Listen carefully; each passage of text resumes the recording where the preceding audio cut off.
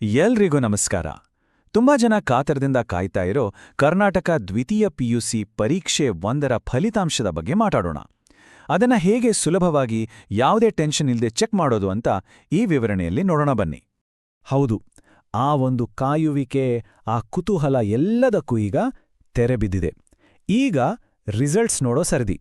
ಆದರೆ ಅದನ್ನು ಹೇಗೆ ನೋಡೋದು ಅಂತ ಯಾವುದೇ ಗೊಂದಲ ಬೇಡ. ನಾವು ನಿಮಗೆ ಹಂತ ಹಂತವಾಗಿ ತುಂಬಾನೇ ಸಿಂಪಲ್ ಆಗಿ ಎಲ್ಲವನ್ನೂ ಹೇಳ್ತೀವಿ. ಸರಿ, ಹಾಗಿದ್ರೆ ಎಲ್ಲಕ್ಕಿಂತ ಮುಖ್ಯವಾದ ವಿಷಯಕ್ಕೆ ಬರೋಣ. ಅಂದ್ರೆ ಫಲಿತಾಂಶದ ದಿನಾಂಕ ಮತ್ತೆ ಸಮಯ ಏನು ಅನ್ನೋದು. ಈ ಡೀಟೇಲ್ಸ್ ತುಂಬಾನೇ ಇಂಪಾರ್ಟೆಂಟ್, ಗಮನ ಇಟ್ಟು ಕೇಳಿ.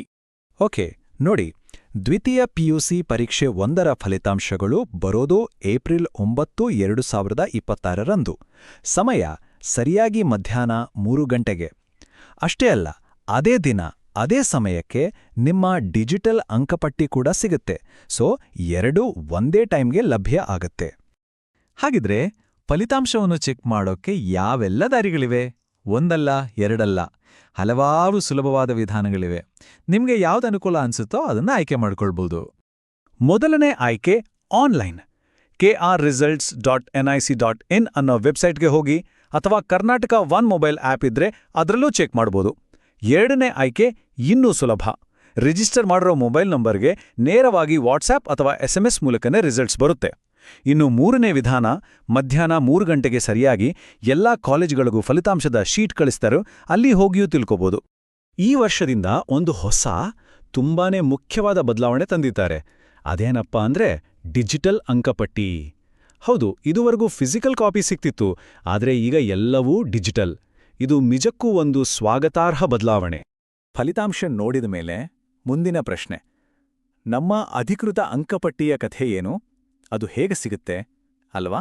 ಬನ್ನಿ, ಅದಕ್ಕೂ ಉತ್ತರ ಇಲ್ಲಿದೆ. ಇದಕ್ಕೆ ಉತ್ತರವೇ ಡಿಜಿಲಾಕರ್. ಡಿಜಿಲಾಕರ್ ಅಂದ್ರೆ ಬೇರೆ ಏನೂ ಅಲ್ಲ, ಇದು ಸರ್ಕಾರದಿಂದಾನೇ ಕೊಡುವ ಒಂದು ಸೇಫ್ ಆದ ಡಿಜಿಟಲ್ ಲಾಕರ್ ಇದ್ದಾಗೆ.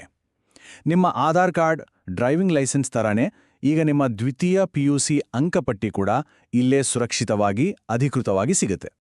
ಸರಿ, ಹಾಗಾದ್ರೆ ಈ ಡಿಜಿಟಲ್ ಅಂಕಪಟ್ಟಿಯನ್ನ ಡೌನ್ಲೋಡ್ ಮಾಡೋದು ಹೇಗೆ? ತುಂಬ ಸಿಂಪಲ್.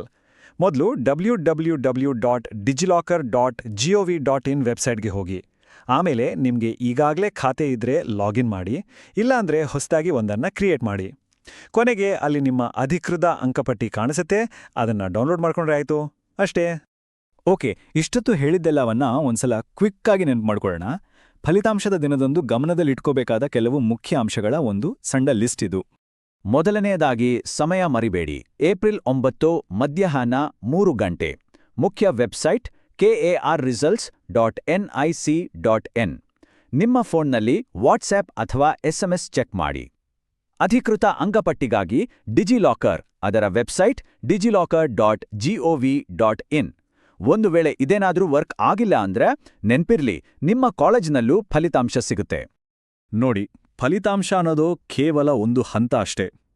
ಇದೊಂದು ಅಂತ್ಯ ಅಲ್ಲ, ಬದಲಿಗೆ ಇದೊಂದು ಹೊಸ ಆರಂಭಕ್ಕೆ ನಾಂದಿ.